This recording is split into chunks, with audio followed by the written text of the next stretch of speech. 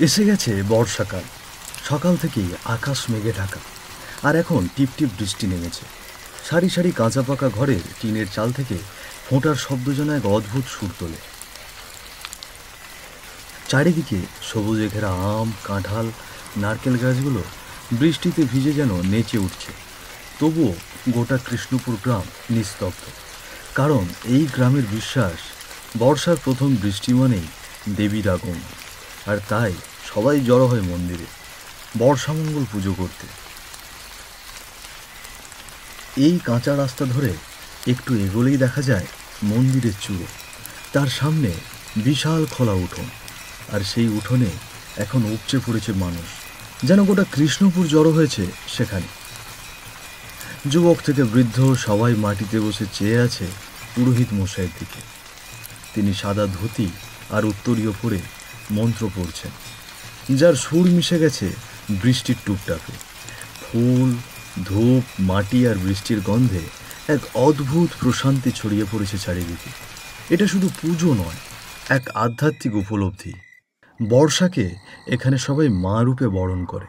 ফসলের আশা, প্রকৃতির প্রতি কৃতজ্ঞতা আর হৃদয়ের দুঃখ ধুয়ে ফেলার এক পবিত্র মুহূর্ত এটাই কৃষ্ণপুরের বর্ষামঙ্গল।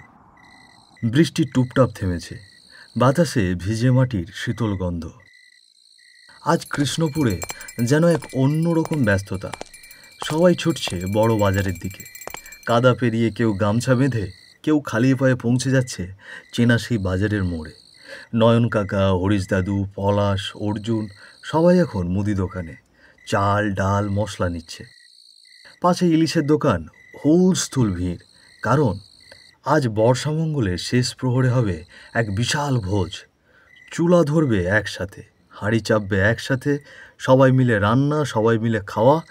এ শুধু ভোজন নয়, এ যেন কৃষ্ণপুরের আত্মার মিলন। বছরের পর বছর ধরে চলা এক অমলিন ঐতিহ্য। আজ রাতেও হাসি, গল্প আর স্মৃতিতে ভরে উঠবে গোটা গ্রাম। ধূসর আকাশ, ভেজা মাটিতে ছড়ানো জল ঠান্ডা ভাব ছড়াচ্ছে। গাছে ফিরেছে পাখিরা, বাতাসে ভাসছে ঘামের সঙ্গে ধূপের মিলিত গন্ধ। এই সন্ধেটাই কৃষ্ণপুরের প্রকৃত রহস্যের সময়। গ্রামের মাঝের পুকুর ঘাটে আজ বর্ষা উৎসবের মূল আয়োজন। বউরা সেজে এসেছে, কারো হাতে ধূপধুনো, কেউ বা আলতা মেখে পদচিহ্ন রেখে যাচ্ছে পুকুর পাড়ে।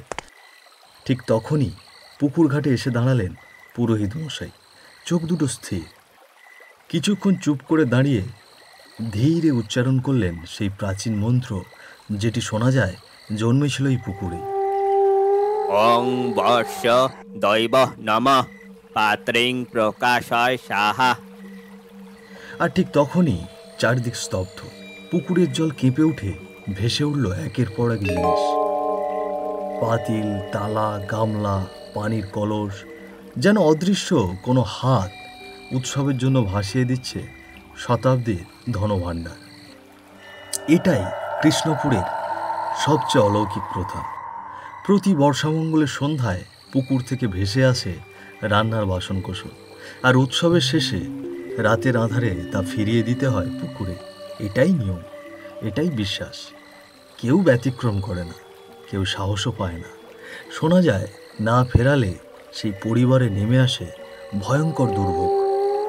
চলো সবাই, এসব নিয়ে এবার গ্রামের বট গাছের নিচে যাওয়া যাক। ওখানেই শুরু হবে রান্নার আয়োজন। হ্যাঁ, চলো চলো সবাই। রাত নামছে কৃষ্ণপুরে। হাওয়া যেন থমকে গভীর কোনো শ্রদ্ধায় ডুবে আছে।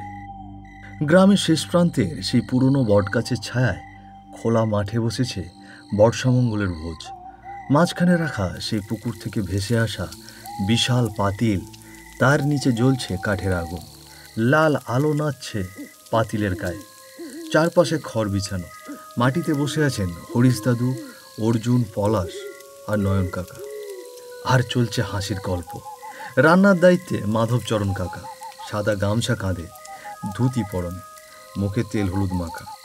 তিনি ছাড়া এই উৎসব কল্পনাই করা যায় না। বৌঝিরা পাশে সাহায্যে ব্যস্ত, কিন্তু রাঁধছেন একজনই, মাধবচরণ কাকা। চারপাশে হাঁড়ির ফুটফুটে শব্দ, ধোঁয়ার ঘ্রাণে ভরে উঠেছে বাতাস। ঠিক তখনই হরিশ দাদু হঠাৎ বলে উঠলেন, কি হে মাধবচরণ, রান্না কত দূর? পেট যে আর মানছে না রে, গন্ধতেই কি পেট ভরিয়ে ফেলবি নাকি?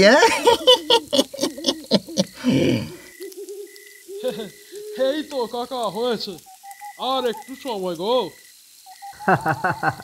নাও গো মাধবচরণ কাকা, তাড়াতাড়ি রাঁধো, দাদুর যে জিভের জল আর থামছে না।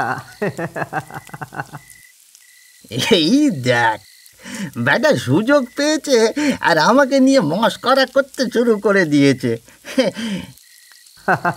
আহা, দাদু তো কি হয়েছে, আমরা তোমার নাতি হই না গো, একটু তো মশকরাই করলুম। অনেক হাসাহাসি হলো, এবার সবাই শাড়ি পেতে বসো, রান্না যে শেষ গো।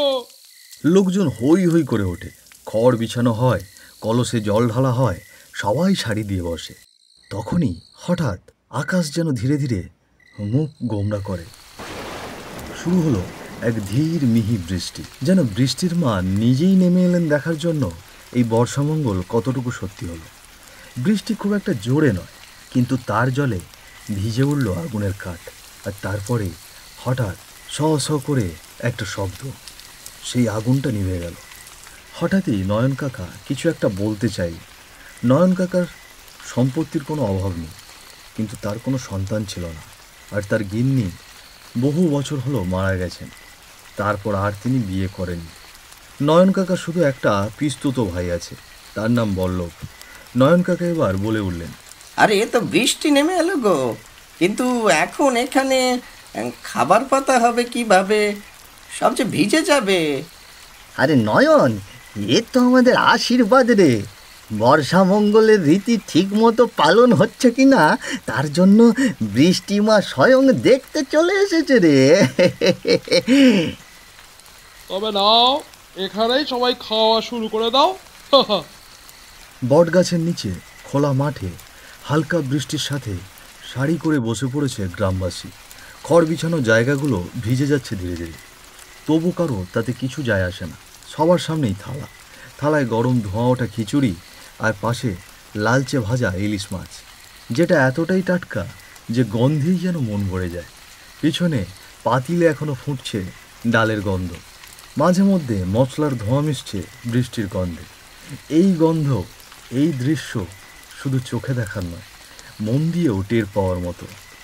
সেই মেঘলা আকাশ যেন দাঁড়িয়ে দেখছে নিজের সন্তানদের এই আনন্দ, এই মায়া। বর্ষার রাতে ইলিশ, খিচুড়ি আর ভেজা হাওয়ার মাঝে কৃষ্ণপুর গ্রাম যেন এক মহোৎসবের পালক জড়িয়ে বসে আছে।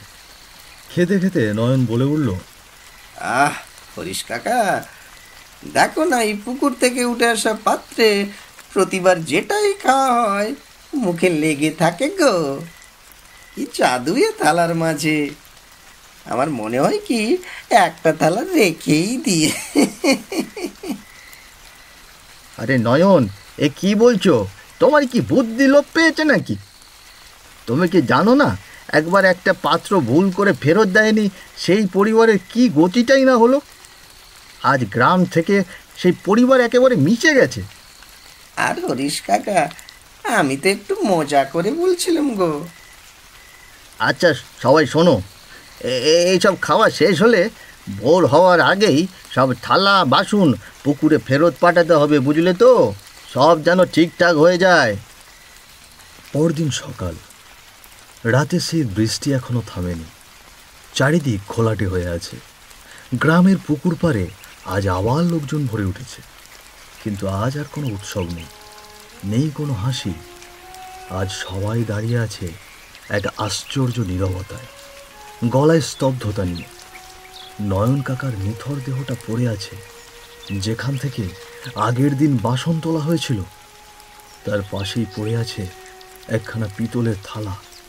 হরিশ দাদু, পলাশ, অর্জুন, বল্লভ কাকা, পুরোহিত মশাই সকলেই একসাথে দাঁড়িয়ে, কেউ কিচ্ছু বলছে না, শুধু তাকিয়ে আছে নয়নের দিকে।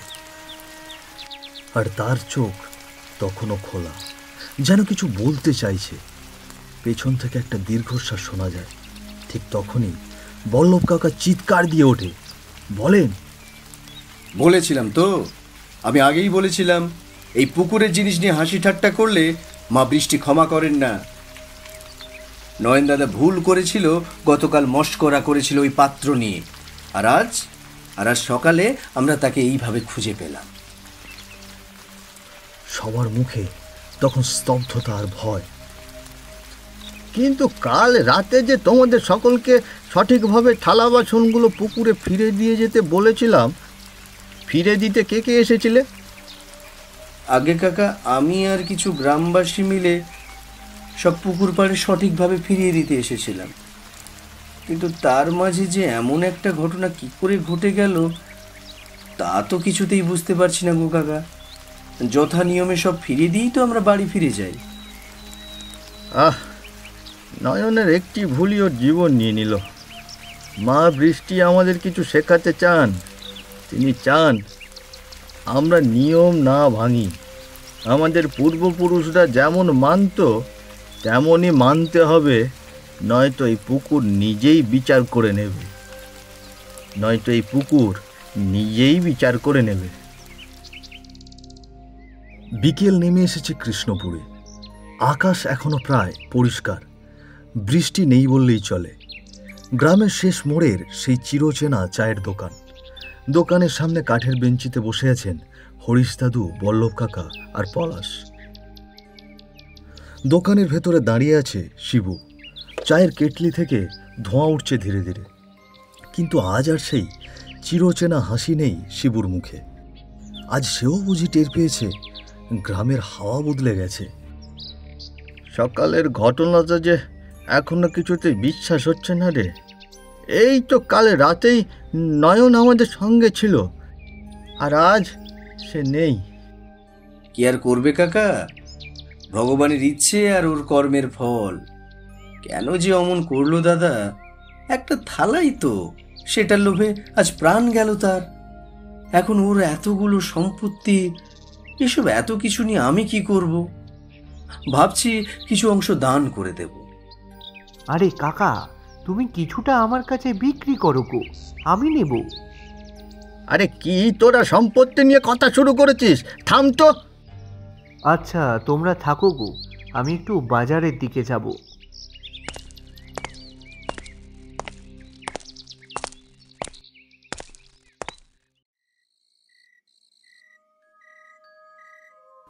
সন্ধ্যা নেমেছে কৃষ্ণপুর গ্রামে। দিনভর থেমে থেমে হওয়া বৃষ্টি যেন এবার আবার নতুন করে গা ভিজিয়ে দিচ্ছে। গ্রামের পুকুর পাড়ে জমে উঠেছে ভিড়। হরিশ দাদু, বল্লভ কাকা, অর্জুন, চাওয়ালা শিবু সহ আরও কিছু গ্রামবাসী দাঁড়িয়ে, মুখে হতবাক স্তব্ধতা। তাদেরই পায়ের সামনে পড়ে আছে এক নিথর দেহ। না, এই দেহ কোনো সাধারণ কারো নয়, এটা পলাশের, সেই পলাশ যে মাত্র কিছুক্ষণ আগেই বাজারে যাওয়ার কথা বলে উঠে গিয়েছিল। তার বুকের পাশে পড়ে আছে সেই পুরনো পিতলের থালা, যেটা নাকি পুকুর থেকে ভেসে উঠেছিল গতকাল বর্ষামঙ্গল উৎসবের রাতে। একটি থালা, একটি বাসন, যেটি ঠিকমতো না ফেরানো হলে তার পরিণাম কতটা ভয়াবহ হতে পারে তারই যেন নিদর্শন আজ। হরিশ দাদু মাথা নিচু করে দাঁড়িয়ে আছেন, চোখে জল। আর বল্লভ কাকা সে চুপচাপ দাঁড়িয়ে। তাকে দেখলে মনে হয় এই মৃত্যুটা যেন সে মেনে নিতে পারছে না, কিংবা তার ভেতরে অন্য কিছু চলছে। ঠিক তখনই পুরোহিত মশাই ধীরে ধীরে এগিয়ে এসে বলে উঠলেন, না, এ তো বিষয়টা ঠিক ঠেকছে না।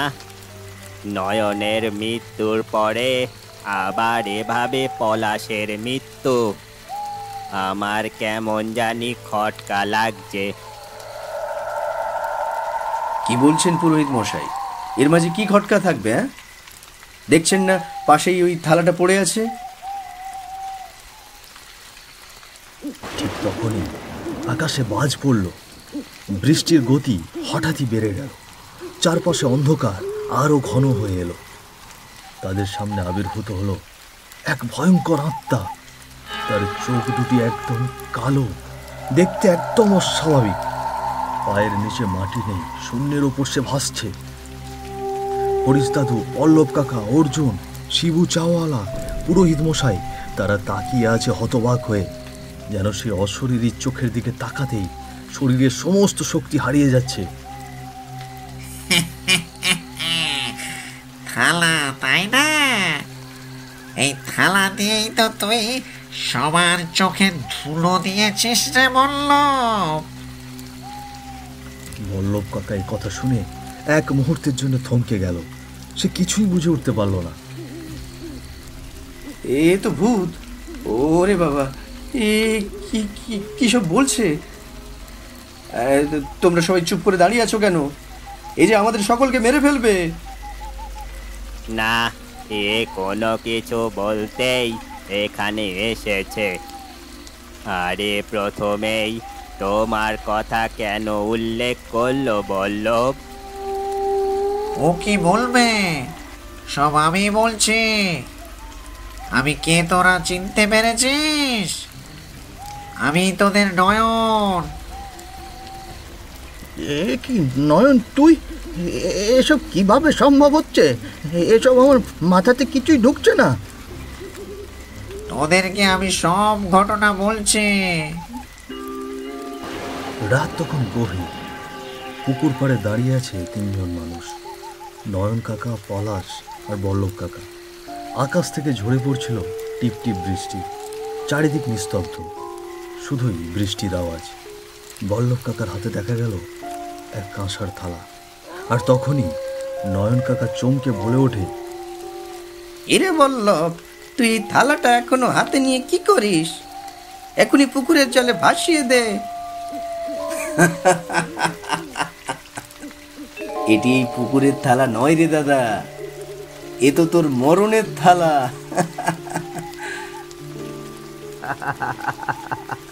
বল্লভ কাকা একদম ঠিক বলেছে। তোমাকে মেরে তোমার সম্পত্তি আর মালিক হবে তোমার পিস্তত ভাই বল্লভ কাকা। আর আমি পাবো আমার ভাগ। বল্লভ, এসব পলাশ বলছেটা কি? তোরা কি পাগল হলি? পাগল? হ্যাঁ, আমরা পাগল হয়ে গেছি। এখন তোর মরণের পালা। মুহূর্তেই পলাশ এগিয়ে এসে নয়ন কাকার মুখ চেপে ধরে, আর বল্লভ কাকা তার গলা টিপে ধরল এমনভাবে যেন শয়তানের হাতে ধরা পড়েছে মানুষটা। তারপর নিথর হয়ে গেল তার শরীর। পুকুর পাড়ে তখন শুধুই ঝিরঝির বৃষ্টির শব্দ আর এক নিষ্পাপ প্রাণের নিঃশেষ।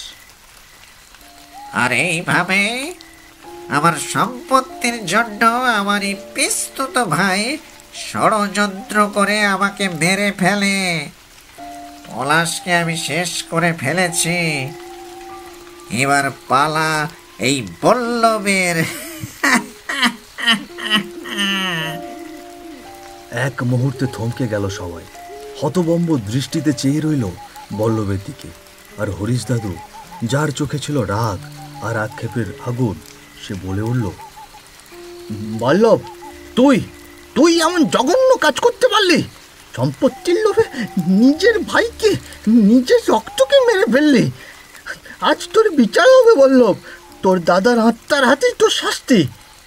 আর ঠিক তখনই নয়ন কাকার আত্মা হাত বাড়িয়ে দিল বল্লভের দিকে। বল্লভের গলা চেপে ধরল সে। তারপর বল্লভকে টেনে নিয়ে ছুঁড়ে ফেলে দিল পুকুরের জলে। নিস্তব্ধ পুকুর বৃষ্টিতে আরেকবার ঢেউ তুলল, আর তলিয়ে গেল পাপের এক নির্মম ইতিহাস। আর নয়ন কাকার আত্মা হেসে উঠল এক অট্ট হাসিতে। আর তারপর নয়ন কাকার আত্মা সেই ভয়ানক পুকুর পাড় থেকে ধীরে ধীরে মিলিয়ে গেল বাতাসে। এক অদ্ভুত শীতল হাওয়া বয়ে গেল সমস্ত জায়গার উপর দিয়ে। চারপাশ নিস্তব্ধ হয়ে উঠল। শুধু পুকুরের জলে তখনও টুপটাপ বৃষ্টির ফোঁটার শব্দ। সবাই দেখল কৃষ্ণপুরের এক লোভী ব্যক্তির চক্রান্তের শেষ পরিণতি।